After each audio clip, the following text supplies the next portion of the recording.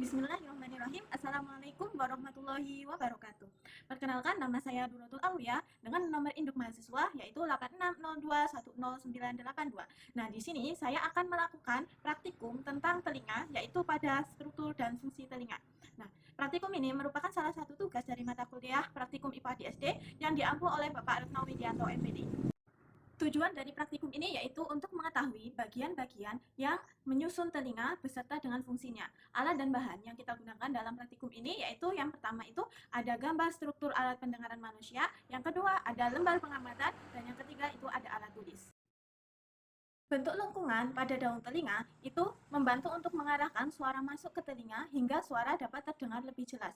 Yang kedua, itu ada saluran telinga, yaitu gelombang suara yang masuk ke saluran telinga akan diteruskan menuju gendang telinga. Saluran telinga berfungsi untuk melindungi bagian dalam dengan produksi surumen yang mencegah debu atau mikroorganisme masuk terlalu jauh.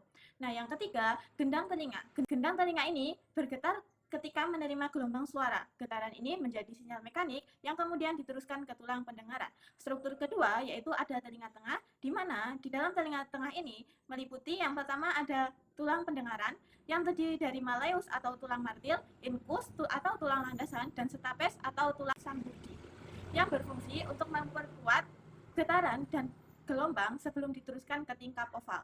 Struktur telinga yang ketiga itu ada telinga bagian dalam. Yang pertama itu ada tingkap oval, di mana tingkap oval ini berfungsi untuk menyalurkan dan meneruskan getaran dari tulang surgundi ke dalam koklea. Nah, kemudian yang kedua itu ada koklea atau ruang siput.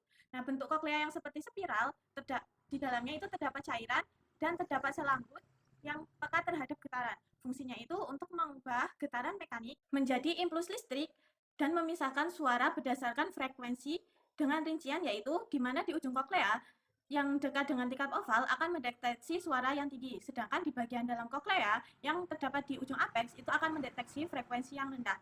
Kemudian struktur yang ketiga pada telinga bagian dalam itu ada saluran eustasius, di mana saluran eustasius ini berfungsi untuk menyeimbangkan tekanan udara antara telinga tengah dan lingkungan luar, serta mengalirkan cairan dari telinga tengah ke tenggorokan agar tekanan tetap normal dan gendang telinganya dapat bergetar dengan baik.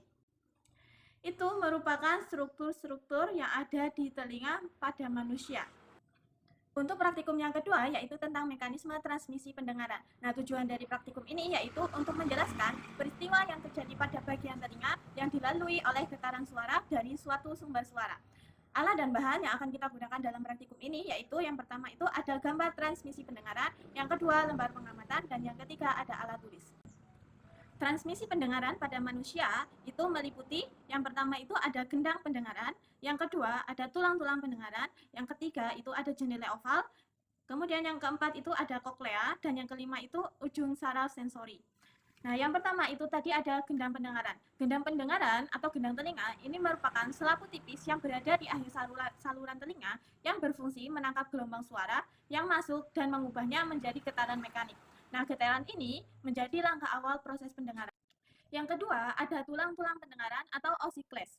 Nah, pada tulang-tulang pendengaran itu dibagi menjadi tiga, yaitu malleus atau tulang martil, yang kedua ada incus atau tulang landasan, dan yang ketiga itu ada stapes atau tulang sanggurdi. Ketiganya ini berfungsi untuk meneruskan dan memperkuat getaran dari gendang telinga menuju telinga dalam.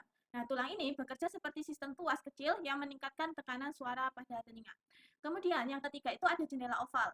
Nah, jendela oval ini merupakan membran kecil tempat stapes menempel ketika stapes bergetar.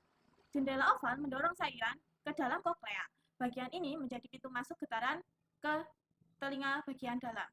Kemudian yang keempat itu ada koklea. Koklea ini merupakan struktur berbentuk spiral yang berisi organ-organ korti atau pusat pendengaran. Nah, di dalamnya terdapat sel rambut yang mengubah getaran cairan menjadi impuls listrik untuk diteruskan ke otak melalui syaraf pendengaran. Dan yang terakhir yaitu ada cairan limfa. Nah, di dalam koklea itu berisi dua jenis cairan utama, yaitu endolimfa dan perilimfa. Nah, cairan ini bergerak mengikuti getaran dari jendela oval. Pergerakan cairan ini yang menggetarkan membran basilaris dan merangsang sel rambut yang berperan penting dalam menghantarkan getaran agar dapat diubah menjadi sinyal saraf. Itu tadi mekanisme transmisi pendengaran pada manusia. Semoga praktikum ini dapat bermanfaat untuk teman-teman semua.